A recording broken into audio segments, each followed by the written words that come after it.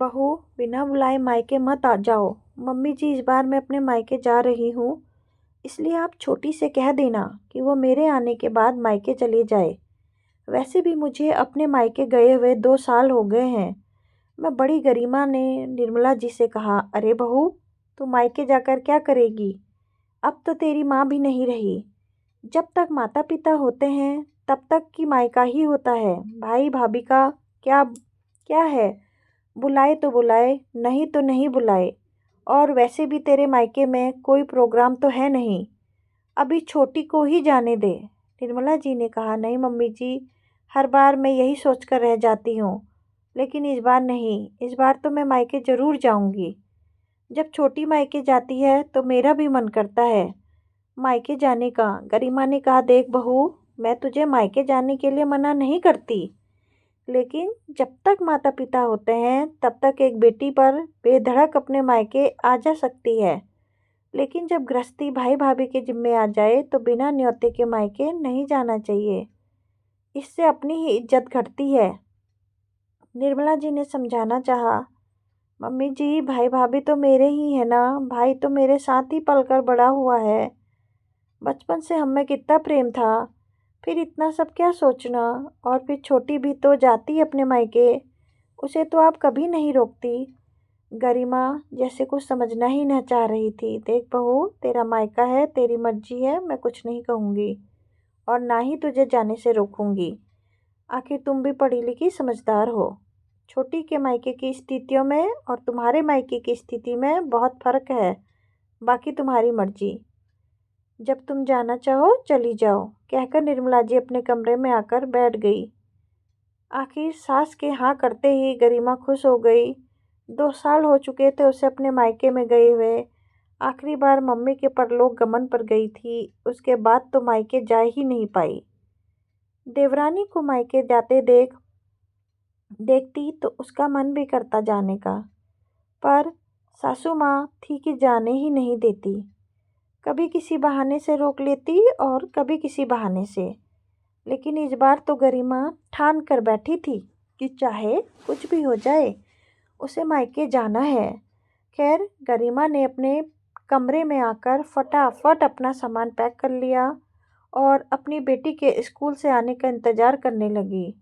आखिर उसे भी तो अपने साथ लेकर जाती। खैर, जब उसकी 13 वर्ष से बेटी स्कूल से आई तो उसने खुशी खुशी उसे बताया कि वो मामा मामी के घर जा रहे हैं।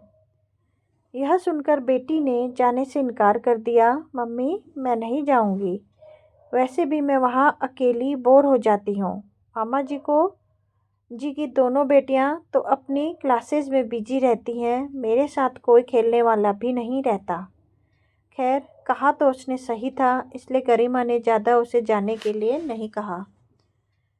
खैर, गरिमा ने कैब बुक की और थोड़ी देर में अपना सामान लेकर वहाँ से रवाना हो गई।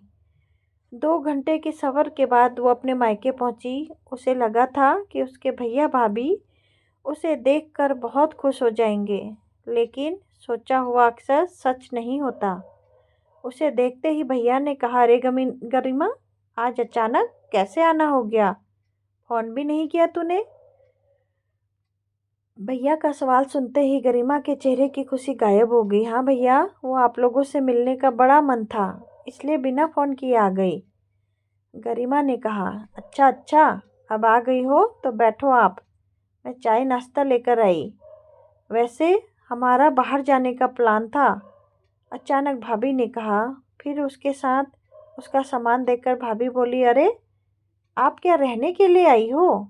भाभी के सवाल को सुनकर गरिमा सकपका गई। उसे लगा कि उसने बिना फ़ोन किए अचानक आकर सबसे बड़ी गलती कर दी। लेकिन तभी भाभी बोली, वो क्या है ना कि मैं कुछ दिन के लिए अपने मायके जा रही हूँ। काफ़ी दिनों से प्लान बना रखा था, पर अब आप अचानक आ गई हैं तो मुझे अब सोचना ही पड़ेगा। पर मम्मी, हम तो कहीं नहीं जा रहे थे, अचानक कब प्लान बन गया? मैंने तो स्कूल से छुट्टी के लिए भी नहीं बोला है, अचानक गरिमा की भतीजी ने कहा। उसकी बात सुनकर भाभी एक पल के लिए झेप गई, फिर उसे डांटते हुए बोली, अब क्या तुझे हर प्लानिंग बतानी पड़ेगी? अपने काम से मतलब रख। बड़ों की बातों में बीच में मत बोला कर। अरे इसे डांटना छोड़ो और गरिमा के लिए चाय पानी लेकर आओ, भैया ने बात को पलटते हुए कहा। लेकिन गरिमा को सब समझ में आ रहा था। सचमुच उसने यहाँ आकर गलती की। काश सास की बात मान ली होती। आखिर वो भी तो अपने तजुर्बे से कह रही थी। खैर उसने बात को पलटते हुए कहा, नहीं भाभी, मैं रुकने के लिए नहीं आई हूँ। इस बैग में तो ज़रूरी सामान है जो मैं इधर लेने के लिए आई थी, तो सोचा आप लोगों से मिलती चलूँ। उसकी बात सुनते ही भाभी के चेहरे पर अपने आप मुस्कुराहट आ गई, जैसे बहुत बड़ी जीत हासिल हो गई हो। खैर मुश्किल से आधा घंटा वहाँ रुककर गरिमा वापस अपने ससुराल के लिए रवाना हो गई। लेकिन एक बार भी भाई भाभी ने ये नहीं कहा कि दोबारा आना। जब ससुराल पहुंची तो निर्मला जी बाहर हॉल में ही बैठी हुई थी। उसे देखकर निर्मला जी को सब समझ में आ गया, पर गरिमा की आंखों में आंसू आ गए। यह देखकर निर्मला जी ने कहा, बहू, मैंने तुझे पहले ही कहा था कि जब तक मायके से न्योता ना आए मायके नहीं जाना चाहिए। बिना न्योते के जाने से अपना ही मान घटता है। मम्मी जी, मुझे नहीं पता था कि मम्मी पापा के जाते ही मायका पराया हो जाएगा। मुझे आपकी बात मान लेनी चाहिए थी। कम से कम यूँ बेइज्जती तो नहीं होती। यहाँ पर भी सब हंसेंगे मुझ पर। गरिमा ने रोते हुए कहा, कोई नहीं हंसेगा तुझ पर। मैंने किसी से नहीं कहा है कि तुम मायके गई हो। सबको यही पता है कि तुम अपनी सहेली से मिलने गई हो और उसके बाद तुम अपने मायके सबसे मिलते हुए इधर आ जाओगी। अगर तुम रुक जाती तो कह देती कि मायके वालों ने रोक लिया। इससे पहले छोटी घर आ जाए, अपना सामान ले जाकर के कमरे में रख दे। निर्मला जी ने कहा तो गरिमा को थोड़ी तसल्ली आई।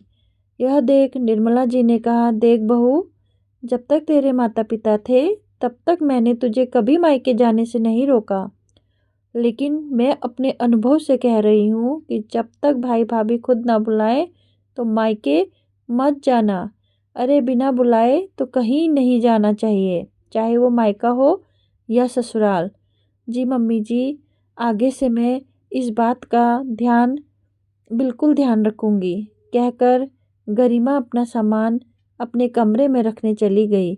लेकिन मन ही मन अपनी सास को धन्यवाद जरूर दिया कि उन्होंने अपनी समझदारी से कम ससुराल में उसका मजाक बनने से तो रोक दिया।